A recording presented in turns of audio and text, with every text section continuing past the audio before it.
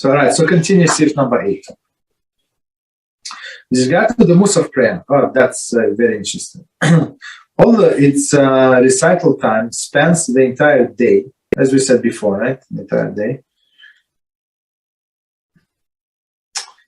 And Marif is thus the prayer that immediately follows it.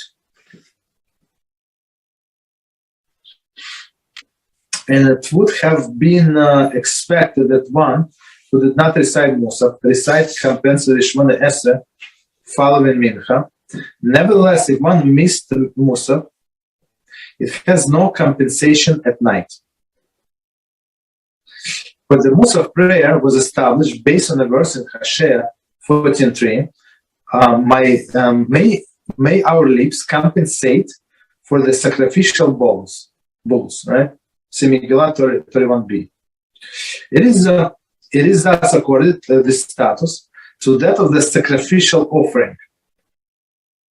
Meaning this Mussaf is like all of this. I think all of our prayers are connected to, associated with the sacrificial offering. Okay, of course, Mussaf, of course. And once the time of the sacrificial offering has passed, its sacrifice is cancelled. Sacrifice is cancelled. Therefore, it is not possible to compensate for Mussaf prayer. Okay.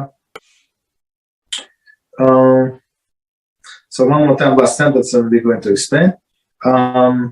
It is thus according to the status similar to that of sacrificial offering, and once the time of the sacrificial offering has passed, its sacrifice is cancelled.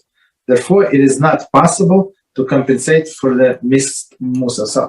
So somehow, don't ask me how, I'm not sure why, how, but only like this mussar is associated with the sacrifice, but not others.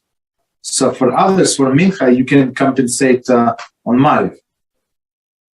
I'm not sure why. I mean, based on this logic. Right, on mariv, like after the nightfall, they were like burning the fats and whatever, like leftovers of the meat from previous days and stuff like that. That's a mariv. On shachar is okay.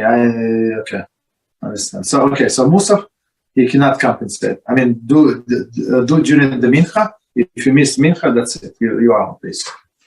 Okay.